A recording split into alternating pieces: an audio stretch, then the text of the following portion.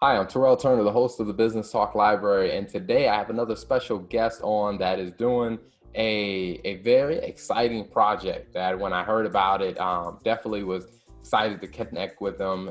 And we'll jump all into the project that he has going on with the Spicy Green Book. But I want to welcome to the show Danilo Batson. Welcome to the show, sir. Thank you. Thank you so much. I'm happy to be here. Absolutely. Now, before we jump into the Spicy Green Book, because I mean, it has a catchy title, and I think it is great work that you're doing. But before we jump into that, what was your background before starting the Spicy Green Book? So I've been a in the service industry or food and beverage industry as a server and as a bartender for several years. Floated around doing parties and events and stuff.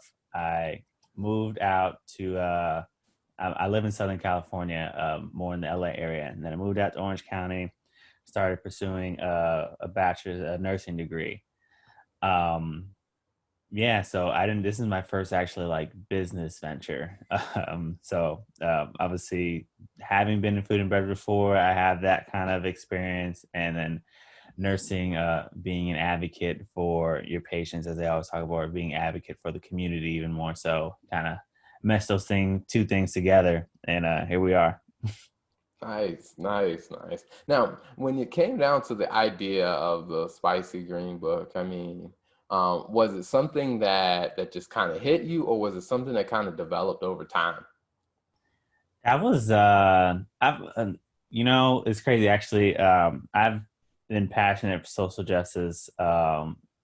And I was trying to figure out a way how I was going to get involved. Like, there's many roads to impact change. So, as the idea for Spicy Green Book came along, what actually the title, how it hit me was I text my friend, he's a web developer, and I told him, hey, let's build this website. And that same day, as I was thinking the name of the site, I was watching on Netflix. Killer Mike has a show where he. Have you seen the show where he only Yeah. buys black for 72 hours? Yeah. So I was watching that show, and for those who haven't seen it, he only buys black for 72 hours. So he ends up homeless because his house, and then even like buying food is a struggle for him because he goes to this black-owned restaurant, but the distributor is not black and the farmer is not black. So um, walks into his barber shop and he was like, "Man, have you ever heard of the Green Book? I wish someone would bring that back." And to me, that was like divine intervention. Like, that was a call to action, like straight to me. So Gotcha. I was like, okay. So I text my mom and my cousins. I was like, okay, we're gonna do a rendition of the Green Book. We just need a name for it. I didn't want to just call it the Green Book. So after going back and forth with them for a while, that's how the name Spicy Green Book came about. So it was literally like, everything just kept unfolding rapidly. So this wasn't an ongoing thing. It just popped up, like dropped in my lap, and we ran with it. Gotcha. And I think, thinking back to that episode when Killer Mike did that on that series, I mean, it was quite interesting to see, like I said, how challenging it was for him to actually Yep. do that. I mean, Yeah. because by the end of the episode, he was extremely hungry by the end of the Deep episode. down. And I was thinking about even I was thinking about vehicles. Like, as growing up as a kid, I didn't think it's possible to like come out with a new vehicle line. Like, what is now is just what it's going to be. And then now you have Tesla. But think of that as, as a black man or a black woman trying to start your own line of vehicles, it's, near impossible unless you have the capital and, the training that's already going into it. That with Killer Mike, it's like, how is he supposed to get around? So he ends up buying a bike and stuff like that. But I've just always been about, like, how are you empowering another community? And that show, and he talks about circulating the black dollar, that it only stays within our community within 6 hours, while Asian and Jewish communities are keeping it for several days. So um, yeah, it was a good series. So yeah, I recommend it to anyone who hasn't watched it yet. Gotcha, gotcha. So now let's talk specifically about the spicy green book. So what is the spicy green book? So spicy green book. So we just talked about the green book. Let's go back to that. Victor Green wrote this book during Jim Crow era. Sorry for those who haven't heard of the Green Book. He wrote this book, Negro Motorist Travel Guide. The Green Book was to help Black travelers, especially around Route 66 during that era, find business that would patron them, but also find safety and refuge. So you're talking about, especially during like sundown towns or sundown eras, talking about hotels, restaurants, clubs, grocery stores, gas stations that would patron Black people. So, Spicy Green Book is Black owned businesses in the food and beverage industry. But what we do as an advertising and marketing in that industry, we match professional to these businesses to give them quality content. So we provide professional photography, videography, design, promotion, and branding, and written content for you to have premium content to post on your social media, on your website, to make your business more marketable. We're a nonprofit, so we do all this at no charge to the business owner to help uplift them and uplift their business and put that spotlight on them that I feel like a lot of these businesses deserve. Awesome. Where can people find you online, or what's the website name? Yeah, spicygreenbook.com. So if you go there, you can look up any listing, just like any other website to search, and you'll see some, great photography, get to see the food. It links right to the business's website, to their social media from them. So it's a great medium to use if you're looking for, these Black owned places to eat and experience the culture. Like, we're trying to bring in people outside of our community to come enjoy our food, to come see that, there's different variances of Black people. We're not monolithic. The Texas barbecue in Houston is different than the one in Dallas. And the only way you're going to see that culture and, humanize us as a community is after you actually go in there and immerse yourself. So we wanted this to be inviting to all walks of life and stuff. So this website, spicygreenbook.com. And then our Instagram is /spicygreenbook or @spicygreenbook. Gotcha, gotcha. Now I looked over at the website and I was like, man, the graphics definitely amazing. I mean, because that is one thing I've learned in building, working on building up my own business is how you get your message out and how you present it. It plays a huge effect into how people actually perceive your business and whether people even want to do business with you or not. What has been some of the feedback you've seen from some of the restaurant owners that have their business featured on the site? Oh man, I've had a lot of positivity, and this has been such a fun experience dealing with this and getting to meet these owners. Now I'm a little like, people ask me my favorite restaurant. Now I can't give you a straight answer because I'm biased, not based off of the food, but based off what owner I communicate with the most and who I get along with. So I'm like, oh, don't ask me any questions about that. But it's been such a fun experience getting to meet these people. And now when I go, and this is kind of a hope I have for people outside of the community, is that now when I go back to these restaurants or these food trucks, I have a personal experience and an affiliation with that business on why I like it and why I just want to go support. I'm like, man, I'm over here. Let me see what so-and-so is talking about, So those kind of things. But sorry, feedback. Like I said, everything's been positive. Everything's been love. And what's crazy is that I'm starting to see this network, like kind of like a tree of roots and branches and seeds starting to build, that X Black business is now promoting this other Black business. And now they know each other. Now they can collaborate on something. I have people who contact me outside of just the food business. Like, I've had women who run daycares contact me, and living well centers and retail and stuff like that, that I Nice. can put them in connections with.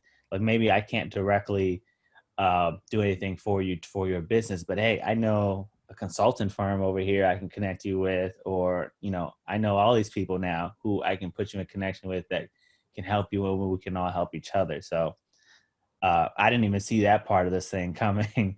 But it's been exciting. Especially another thing was like I've had people from all across the world like email me and reach out to me, like from India and the Philippines and Canada and London and stuff. So a lot of people are getting behind this and see the vision, which is always great. It's the biggest thing you want as a founder, because no one's going to see the vision like you do. So Mhm. uh, the fact that other people are getting exciting and jumping into it gives me motivation to keep pushing, to keep going.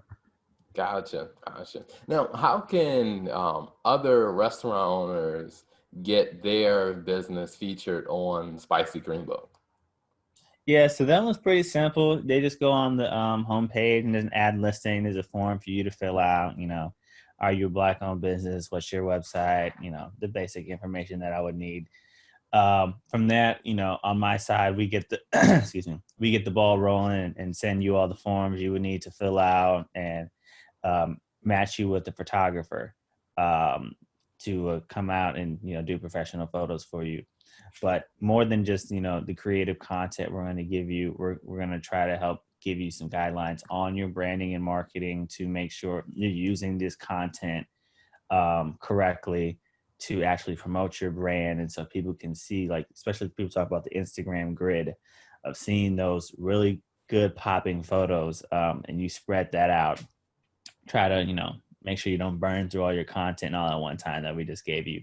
We want to Gotcha. give you tips on how to take photos with your phone. Like, obviously it's not going to be as good as a professional photographer, but just upgrading your digital presence in all ways. Because with this generation, and I would say, like, as we're marketing, that the food itself, or the food and beverages, the taste of the food is great, but that's not what gets people in the door. Mhm. If everyone's like, what does it look like? Can I put this? Can I post this on Instagram or not? Like, I've had a lot of the foods that these businesses I've been to. I'm like, oh man, your food is great. Your picture just doesn't present it well. So, and then certain things just don't present well on photos, and trying to get people to understand that. Like, we went to this cafe, and she was making this like bagel sandwich, right? She put all this cream cheese on it, and I'm like, this would be great if I were to eat this, but all this cream cheese slopped on top of this bagel is not going to look well in the photo. It's just going to kind of look messy and stuff. But getting people to see that perspective and trying to change, like, how do I get people in the door? How do I get all these Instagram foodies and reposts and retagging and stuff? That's where my business is. That's how I'm going to help you. After they get in the door, now you got to hit them with the flavor and hit them with the culture and stuff. Like, I can only do so much on my end. Gotcha, Uh, gotcha. Teaching them that has been pivotal. Okay. No, I think that that makes a lot of sense because I think about when I lived and worked in Brazil for a year. Hmm. Um, that is probably where I learned to really pick my restaurants based on the photos. I mean, part of it was I didn't speak the language at first, but once I learned the language, I still notice even now being back in the US for what, 6 years, I still do that. Like when I go to a restaurant, I'm looking to see what does the food look like, and that's going to guide me Yeah. on what I want. Yeah, if it looks good, and then you'll dabble in. It's like, oh, that looks like it tastes good, or whatever. And it's funny because, like, you got to understand that your market has changed. I mean, your target audience. That those of the for me, it's like, if it's not on Instagram, like, how am I even going to find you? Like, Yeah. if you're not online, and then with COVID, there's no more foot traffic that you expect, that people just step by and pop in your restaurant. I'd have to find you online and was intentionally coming here for X reason.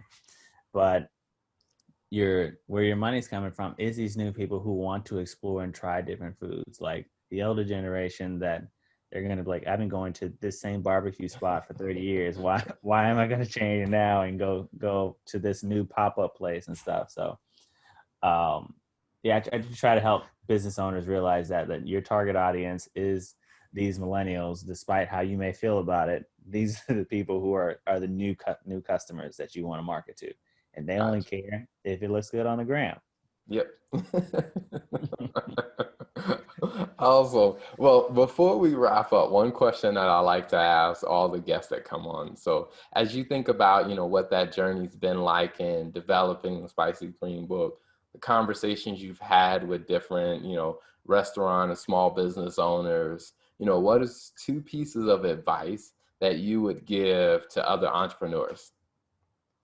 Um, Knowing your target audience is the first one. Like, to me, you should know that earlier on. Like, I was in the position that I started in knowing my target audience. Like, and that was the inspiration behind my idea. So they kind of helped. But like finding a demand or a need and meeting that with your business and knowing who your audience is, because you need to know how to present yourself with your business. Like, a lot of people, like, they say, like, you think you know your business, but you really don't, because you really want to know who your supporters are, who your community is, and who are your followers and stuff like that.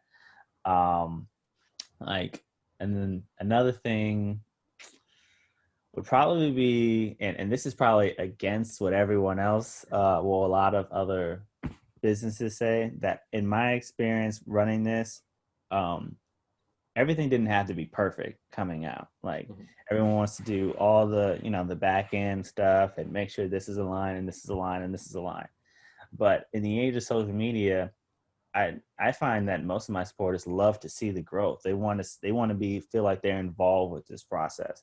Like, I've had, as soon as our web design started coming out, and we added new features and new businesses, and even that's the idea started to blossom, I just found out a bunch of people reaching out and connecting with me and sending me DMs like, hey, we want to help, we want to be a part of this, and this is now another extended family and an extended Nice. network. So I don't prescribe to the deal, like the idea that it has to be perfect. I want you to see the process, and like, doing live videos of like, hey, this is what we're working on today. The new things coming down. Here's a countdown to our new feature we're adding, blah, blah, blah, blah.